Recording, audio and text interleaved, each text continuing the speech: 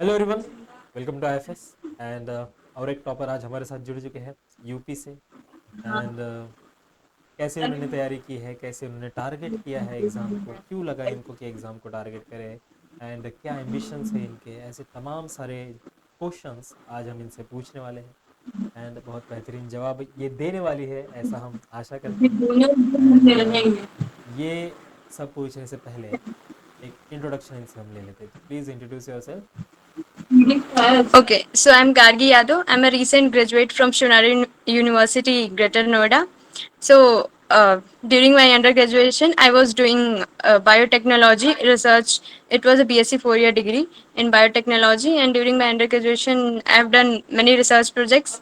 And besides that, I wanted to go for higher studies. So I focused on many of the competitive exams. So I have qualified IIT JAM also along with GAT-B. So while giving all the exams from GATE to GAT-B, it became a kind of practice. So that's why I could get the rank in GAT-B. Very nice, wonderful. पहले तो बहुत बहुत बधाई हो आपको इतने अच्छे results के लिए सारे एग्जाम्स में। एंड आप हमेशा 2x में बात करते हो। I am just kidding. थोड़ा ज़्यादा not. No problem. कैसा माहौल है आपके कॉलेज में पढ़ाई के लिए? सर मैं शिवनारी यूनिवर्सिटी से पढ़ी हूँ तो वहाँ रिसर्च इंटेंसिव और पढ़ाई का बहुत अच्छा माहौल है। एंड बिसाइड्स मतलब हमारा पूरा कोर्स कंटेंट अच्छे से प्लान रहता है, उसमें हमारे प्रोफेसर्स सारे वेल क्वालिफाइड हैं। तो इट्स लाइक कि अगर कोई कोचिंग नहीं भी लेता है या कोई कैसे भी रहता है, तो अगर वो पूरा कोर्स कंटेंट अच्छे से पढ़े तो भी एग्जाम्स क्वालिफाई कर ले दूसरे भी। और even most of the students बाहर जाने का भी वो करते हैं, ये सब भी करते हैं। अब्रॉड, मतलब अब्रॉड में जाके पीएचडी करने के लिए? Yes sir. हाँ, ओके, वेरी गुड। मैंने वो ऑप्शन नहीं चूज किया क्योंकि मुझे मास्टर्स के बाद करना है, तो मैंने वो ओके, मास्टर्स के बाद आपको अब्रॉड जाना है? ऑप्शन या मैंने वो सोचा है अपने। ओके। एंड क्या करना है आपको करियर में? अपने इंडस्ट्री में जाना है, रिसर्च में जाना है, एकेडमिक्स में जाना है? लॉन्ग टर्म करियर गोल मेरा रिसर्च में जाना है अभी, लेकिन मैंने सोचा कि अगर इफ पॉसिबल मैं मास्टर्स के बाद थोड़ा एकेडमिक्स में रह के, क्योंकि अब ये रूल आ गया कि सीएसआई के बाद हम असिस्टेंट प्रोफेसर बन सकते हैं।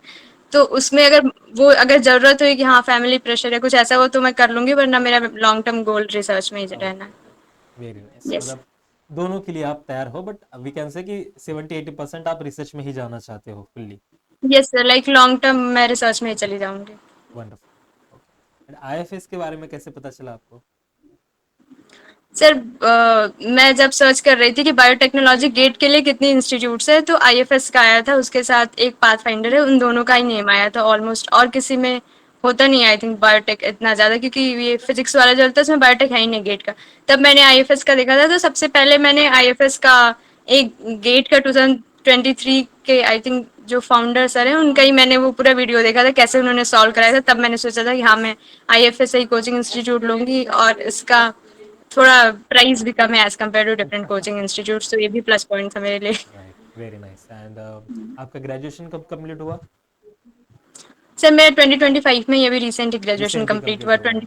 20 यस सर, 24 को ही मेरा सेरेमनी था, ग्रेजुएशन सेरेमनी। तो टाइम को कैसे आपने सेपरेट किया अपने कॉलेज के करिकुलम से एंड अपने एग्जाम्स के करिकुलम से, कॉम्पिटिटिव एग्जाम के करिकुलम से?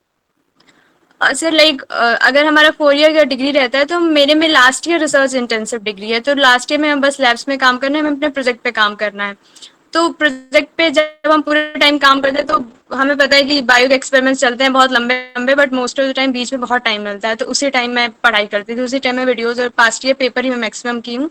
उसके अलावा मतलब पूरा कंटेंट कवर करना मेरे लिए थोड़ा मुश्किल था, तो पास्ट ईयर पेपर ही करते थे। तो जितना एक्सपेरिमेंट के बीच में टाइम मिल गया या शाम को टाइम मिल गया तो उसी में बस ऐसे नॉर्मली। Okay, very nice.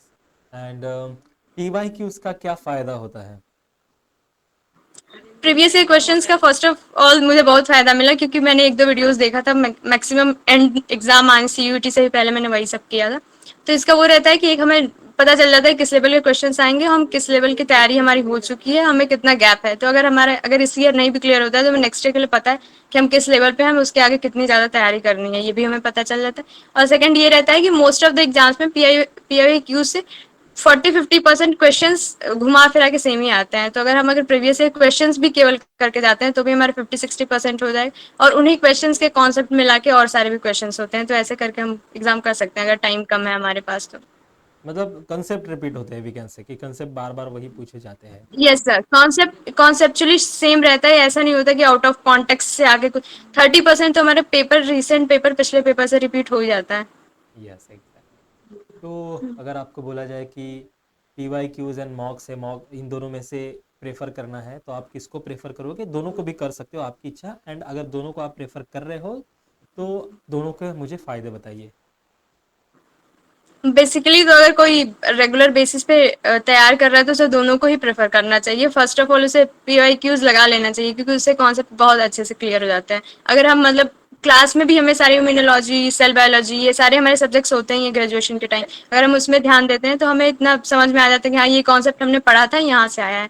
थोड़ा ब्रश ऑफ करके वो आगे हम बढ़ सकते हैं। उसको जब हम मॉक लगाते हैं तो फिर वो थोड़ा स्टिमुलेटिंग हो जाता है दिमाग के लिए, क्योंकि मॉक्स में बेसिक क्वेश्चंस का थोड़ा लेवल हाई रहता है, तो वो हमारे दिमाग के लिए बहुत स्टिमुलेटिंग हो जाता है कि ओके अब थोड़ा स्टिमुलेट हो रहा है हमें इससे, तो हमें हमें इससे ये थोड़ा पता चल रहा है, इससे ये कॉन्सेप्ट हमने ये यहाँ कॉन्सेप्ट पता तो यहाँ लगा सकते। तो जब अगर कोई दोनों बहुत अच्छे से करता है तो बहुत आराम से एग्जाम्स क्वालिफाई कर ले ग्रेजुएशन के बाद ही आराम से। Very nice.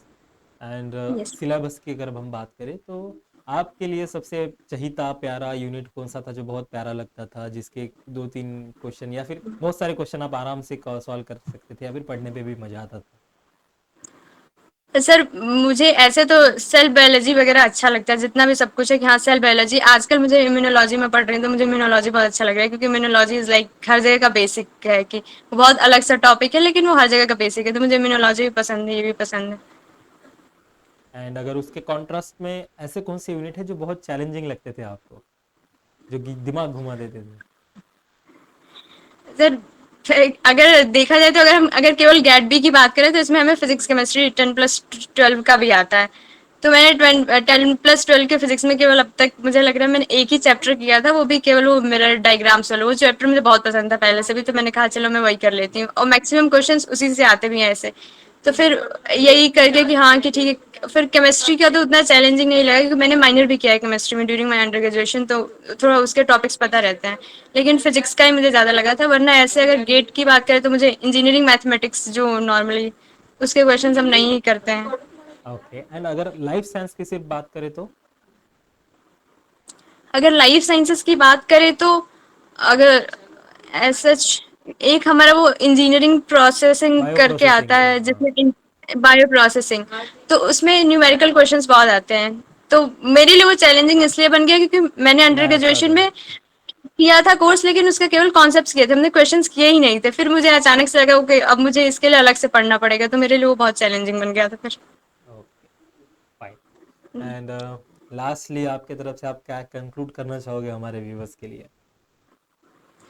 लाइक कि अगर कोई यूजी कर रहा है उसके साथ अगर प्रिपरेशन करनी है तो बहुत वो बेस्ट रहता है कि अंडर ग्रेजुएशन करते करते ही प्रिपरेशन कर लो, एज कम्पेयर टू कि अगर बीच में टाइम लेते हैं हम उससे। और उसके साथ अगर हमें लगता है कि हाँ हम कर लेंगे तो हमें कोचिंग्स ले लेने चाहिए। Like I would recommend IFS की, हाँ अच्छा है, सारी मतलब कोचिंग सारी ऑलमोस्ट अच्छे ही होते हैं, कि हमें ले लेना चाहिए आराम से। इससे ये हो जाता है कि एक डिफाइंड सिलेबस हो जाता है, हमें खुद से थोड़ी कम मेहनत करनी पड़ती है, हमें सारा कंटेंट मिला के एक जगह मिल जाता है। फिर क्वेश्चन हमारे मतलब टाइम शेड्यूल कर देता है, कोई और कर देता है, उसके बस फॉलो करते रहो तो भी बहुत अच्छे से हो जाएगा।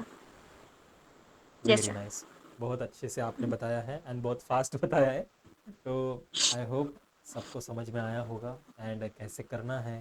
एंड जैसे चैलेंजेस जो स्ट्रगल आपने फेस किए बाय प्रिपेयरिंग दिस एग्जामिनेशन, ऐसे चैलेंजेस आपके जूनियर्स ना फेस करें, ये आपकी मॉरल रिस्पॉन्सिबिलिटी है। उनको गाइड करना, उनको बताना कि ऐसे एग्जाम्स होते हैं, ये आपकी मॉरल रिस्पॉन्सिबिलिटी है। एंड आई विश आप ऐसा करोगे एंड आपका भी करियर बहुत अच्छा होगा, बहुत ब्राइट होगा, इसकी मैं आशा करता हूँ। All the very best for your bright future. Okay. Thank you sir. Thank you sir.